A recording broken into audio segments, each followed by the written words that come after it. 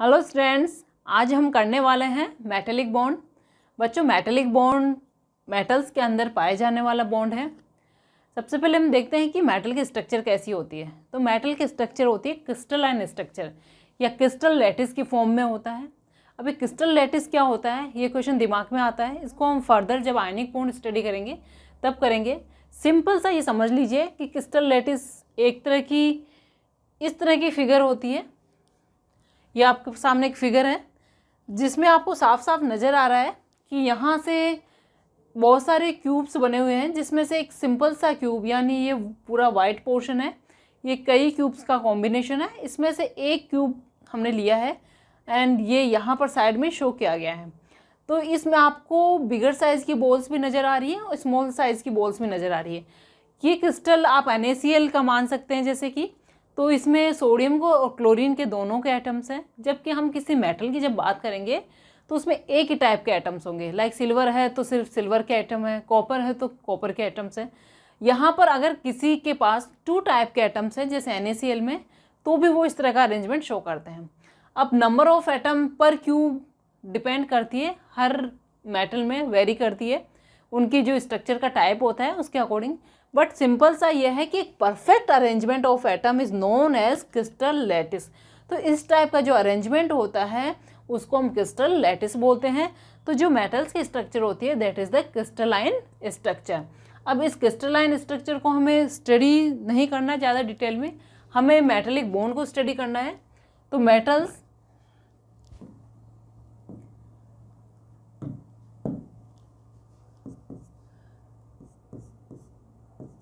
in metals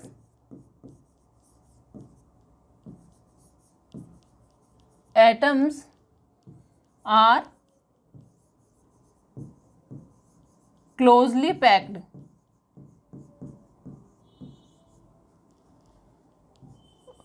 by the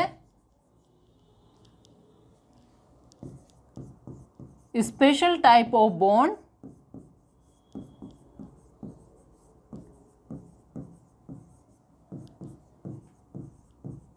known as metallic bond।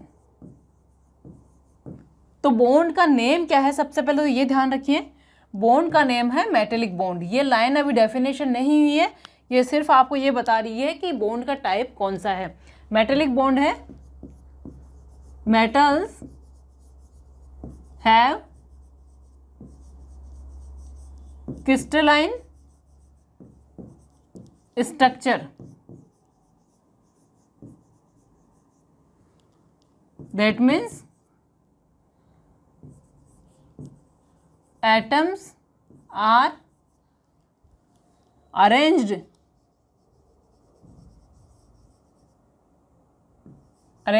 in a particular geometry।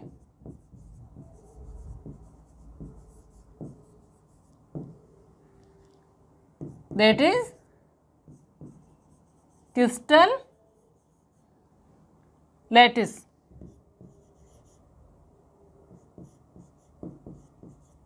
Clear? तो geometry जो होती है इनकी एक परफेक्ट होती है जिसको हम बोलते हैं क्रिस्टल लैटिस या क्रिस्टलाइन स्ट्रक्चर होती है। नाउ अब हम इसमें बॉन्ड की डेफिनेशन लिखेंगे। मेटेलिक बॉन्ड क्या होता है, तो पहले आप डेफिनेशन को नोट कर लीजिए क्योंकि एक 1 लाइन की डेफिनेशन है, लेकिन समझना इसको थोड़ा सा ओपन करके हम इसको स्टडी करेंगे। It is a force of attraction, it is a force of attraction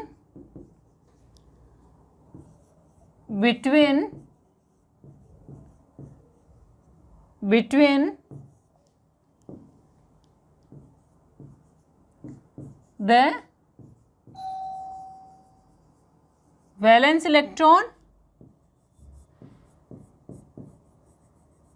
of atoms and positively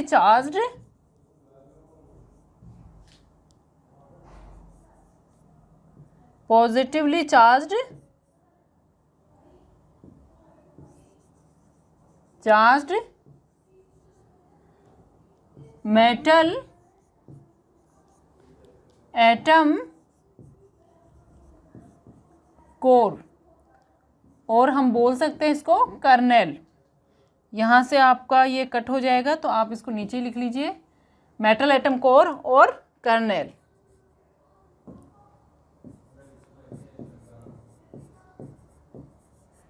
ठीक है, this is the definition of metallic bond. It is a force of attraction between the valence electron of atoms and the positively charged metal atom core और kernel. कोई भी bond actually force of attraction ही होता है। Bond और डाल लीजिए यहाँ पर। हम जितने भी बॉन्ड स्टडी करने वाले हैं सारे के सारे बॉन्ड फोर्स ऑफ अट्रैक्शन ही होते हैं। अब ये फोर्स कहाँ कहाँ लगते हैं उसको हम देखेंगे। इसको नोट कर लीजिए आप, इरेज हो गया है मेटेलिक बॉन्ड, ये metallic bond and the force of electron. Clear? तो ये जितने भी केमिकल बॉन्ड्स होते हैं, आयनिक बॉन्ड हो गया, कोवलेंट बॉन्ड हो गया, कोऑर्डिनेट बॉन्ड हो गया, सारे के सारे एक तरह से फोर्स ऑफ अट्रैक्शन होता है। ये फोर्स ऑफ अट्रैक्शन कहाँ लगता है उसको हम जब पर्टिकुलर बॉन्ड स्टडी करेंगे, जब देखेंगे। अभी बात कर रहे हैं हम मेटेलिक बॉन्ड की, तो this is the force of attraction between valence electron and positively charged metal atom core. अब क्वेश्चन आता है कि वैलेंस इलेक्ट्रॉन तो पता है क्या होता है, पर ये पॉजिटिवली चार्ज्ड कोर क्या होता है। तो चलिए इसको देखते हैं हम। Valence electron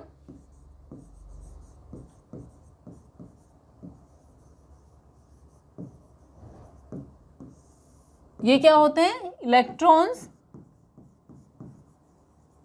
of outermost shell. Clear? And second क्या है? मेटल एटम कोर, या फिर और किससे रिप्रेजेंट किया था हमने? Kernel.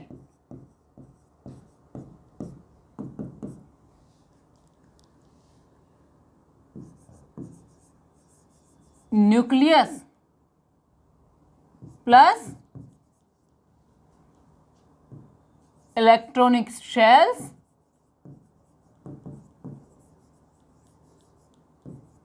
except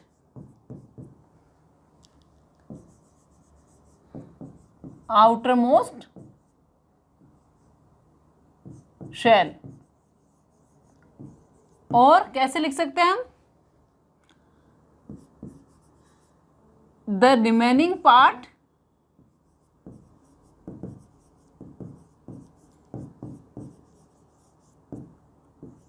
of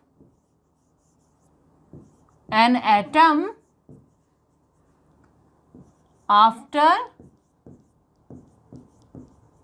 removing outer shell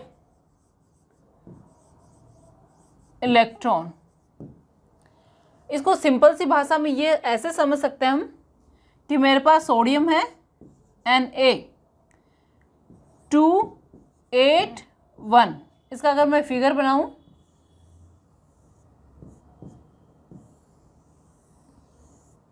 ये मैंने शेल से बना दी है 281, ये एटम हो गया है। अब इस एटम के अंदर से मैं ये जो बाहर वाली शेल है, आउटर मोस्ट शेल, इसके इस इलेक्ट्रॉन को अगर लूज कर दूं, बाहर निकाल दूं, तो मेरे पास बचता है Na+। तो ये Na+ यानी आउटर मोस्ट शेल को रिमूव करने के बाद जो पार्ट है दैट इज कॉल्ड कर्नेल। अब सोडियम के जो कर्नेल बनता है वो यही है।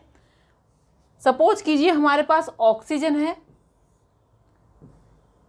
ये होता है 2,6। ऑक्सीजन के आउटर शेल में कितने इलेक्ट्रॉन है? 6।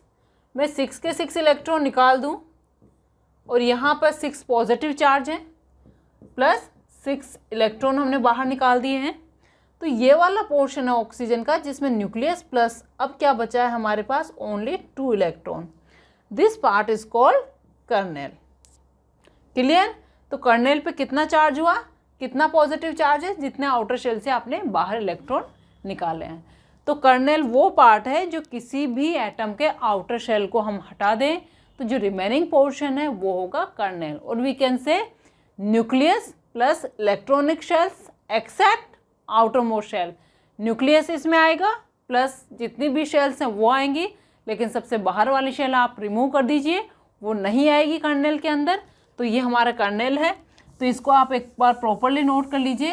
Kernel of some atoms, kernel पे पॉजिटिव चार्ज होगा, जितने इलेक्ट्रॉन लूज करेंगे आप उतना ही पॉजिटिव चार्ज आएगा।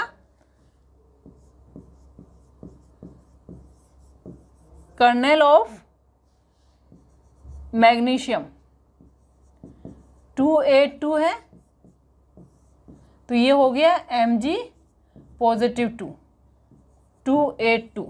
अब बात करें हम ऑक्सीजन ले लें, क्योंकि अगर मेटल्स में इस तरह से लेते जाएंगे तो ज़्यादा क्लियर नहीं होगा। तो हम ऑक्सीजन लें 2,6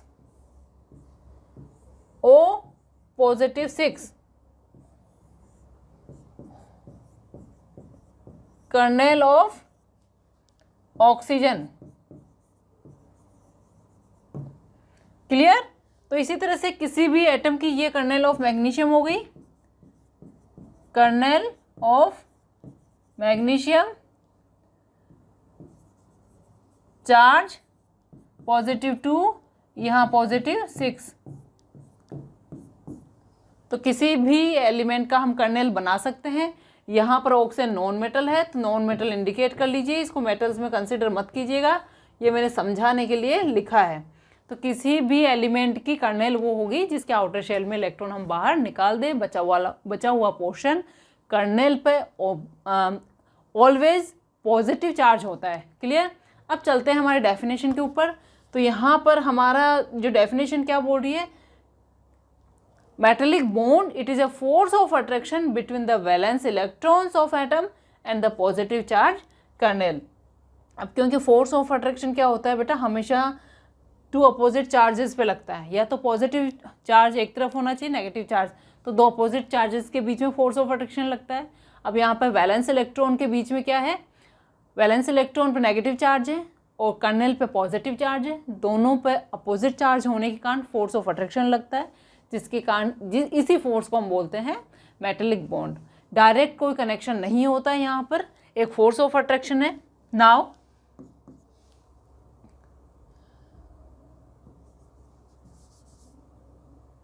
metal kernel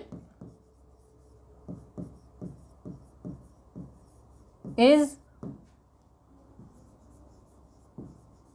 assumed to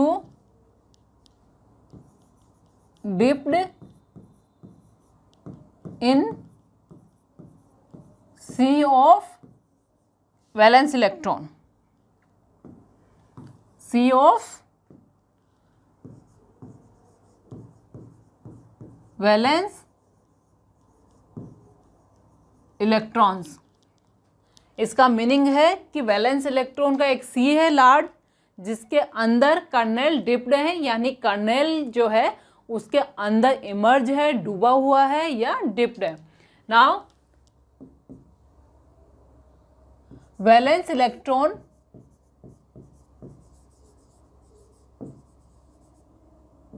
are surrounded by kernel vice versa. Vice that means हम कह सकते हैं कि इलेक्ट्रॉन कर्नेल से सराउंडेड है एंड कर्नेल इलेक्ट्रॉन से सराउंडेड है। लाइक स्ट्रक्चर इसके बना लेते हैं।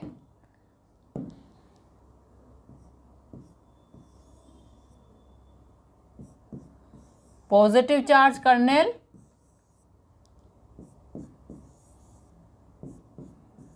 ये पॉजिटिव चार्ज हो गया। Now electrons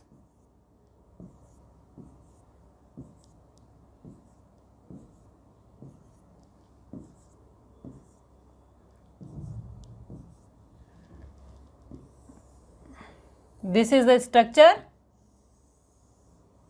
of metal sheet, ये हम कह सकते हैं मेटेलिक स्ट्रक्चर। यहाँ पर मैंने लैटिस नहीं बनाया है, आपको सिंपल सा ये बनाया है कि sea of kernel, sea of valence electron with kernel. तो इस तरह से हम अज्यूम इसको कर सकते हैं। नाउ अब देखेंगे आप कि यहाँ पर इलेक्ट्रॉन नेगेटिव चार्ज होता है, ये कर्नेल पॉजिटिव चार्ज है, दोनों के बीच में फोर्स ऑफ अट्रैक्शन होगा। जो फोर्स ऑफ अट्रैक्शन क्या है? मेटेलिक बॉन्ड है। अब किसी भी मेटल की जो हार्डनेस है, उसकी स्ट्रेंथ डिपेंड करती है कि मेटेलिक बॉन्ड कितना स्ट्रॉन्ग है, जो डिपेंड करता है वैलेंस इलेक्ट्रॉन्स पे। Now the hardness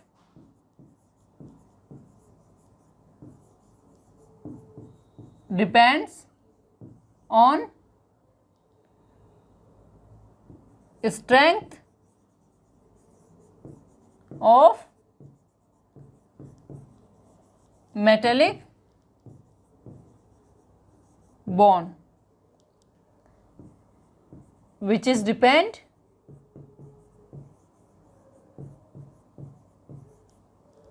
on valence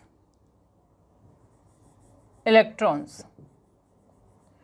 तो इस तरह से ये मेटेलिक बॉन्ड को हमने डिफाइन कर लिया है, इसको समझ लिया है, that is the metallic bond.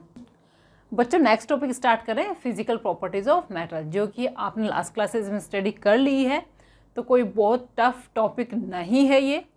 First हम यहाँ प्रॉपर्टी ले रहे हैं hardness of metals. Metals are generally hard in nature. Generally इसलिए है बच्चों क्योंकि सारे मेटल्स हार्ड नहीं होते। जब भी हम मेटल्स की प्रॉपर्टी स्टडी करेंगे तो एक जनरली वर्ड इसमें आता है, क्योंकि जनरली का मीनिंग ये है कि सारे मेटल्स वो प्रॉपर्टी शो नहीं करते, कुछ एक्सेप्शंस उसमें आ जाते हैं। क्लियर? तो यहाँ पर मेटल्स जनरली हार्ड होते हैं। Metals are generally hard in nature और can withstand with large weight without breaking। इसको हम टेंसाइल स्ट्रेंथ भी बोलते हैं।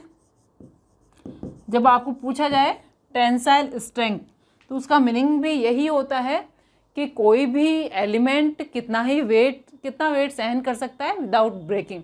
तो मेटल्स में ये प्रॉपर्टी होती है, ये उसके हार्डनेस के कारण ही होती है। नाउ ये हो गई प्रॉपर्टी। अब इसका रीज़न क्या है? This is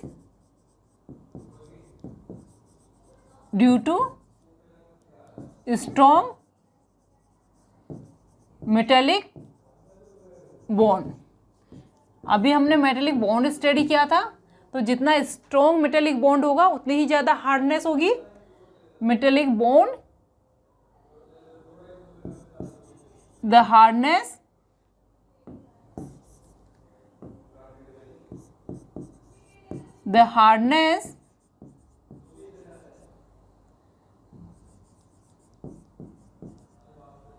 depends on strength.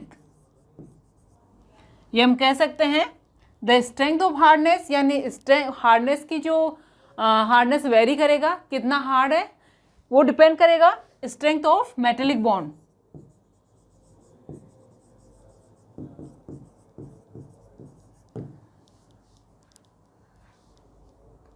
Now अब इसमें एक्सेप्शन की हम बात करें, but some metals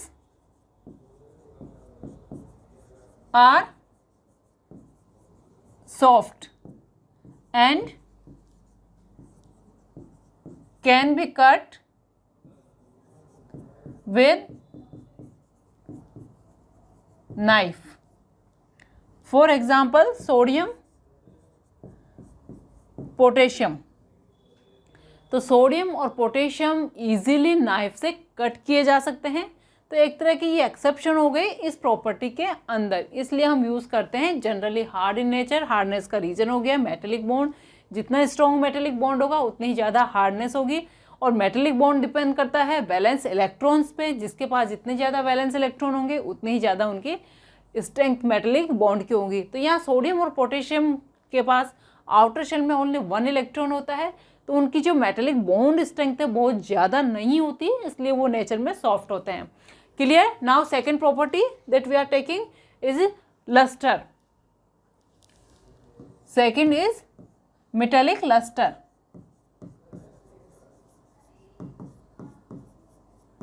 metallic lustre, metallic lustre generally पता है सबको कि मेटल्स एक शाइनी सरफेस रखते हैं या उनकी सरफेस शाइन करती है, that is called metallic lustre.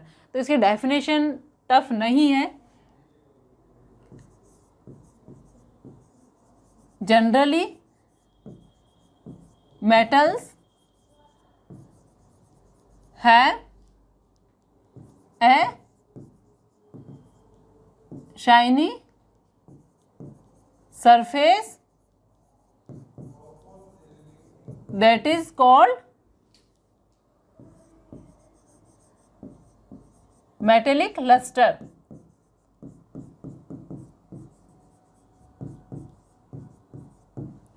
Clear? Metal की जो फ्रेशली कट होती है वो ज़्यादा शाइन करती है, बट आफ्टर सम टाइम वो सरफेस डल होना स्टार्ट कर देती है। इसको भी हम डिस्कस करेंगे। सबसे पहले हम देखें कि मेटल्स की जो सरफेस है वो लस्टर क्यों होती है, क्यों शाइन करती है। मेटल्स के पास जो वैलेंस इलेक्ट्रॉन होते हैं, जब भी मेटल की सरफेस के ऊपर सनलाइट गिरती है उसकी फोटोन्स को वो एब्जॉर्ब करते हैं। लाइट एब्जॉर्ब करने के कारण जो वैलेंस इलेक्ट्रॉन है वो एक्साइटेड हो जाते हैं और वो वाइब्रेट करना स्टार्ट कर देते हैं। वाइब्रेट का मतलब है एक शेल से दूसरी शेल में आना जाना इनका लगा रहता है। तो जब अपर शेल में जाते हैं तो एनर्जी लेकर जाते हैं और वापस अपने शेल में आते हैं तो उस एनर्जी को रिलीज़ करके आते हैं। इस वाइब्रेशन के ड्यूरिंग अपनी जो एनर्जी है वो लाइट की फॉर्म में ही रिलीज़ करते हैं और उसी लाइट के कारण हमें जो मेटल की सरफेस है वो शाइन करती हुई नज़र आती है। क्लियर? तो the reason of behind it, when light strike the surface of metal, the valence electron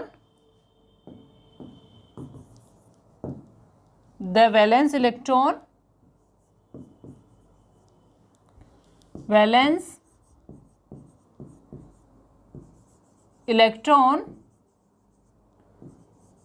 absorb photon of light and get excited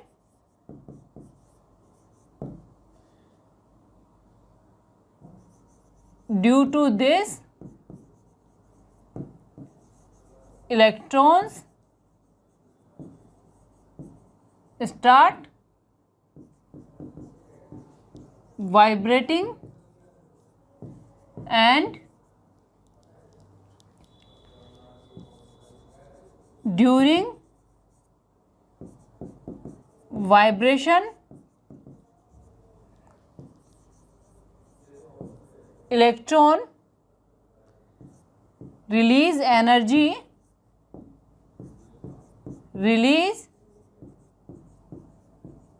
energy in the form of light। और vibration कैसा? when come from higher shell to lower shell।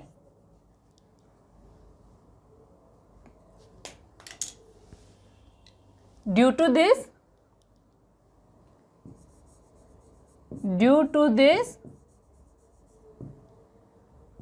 the surface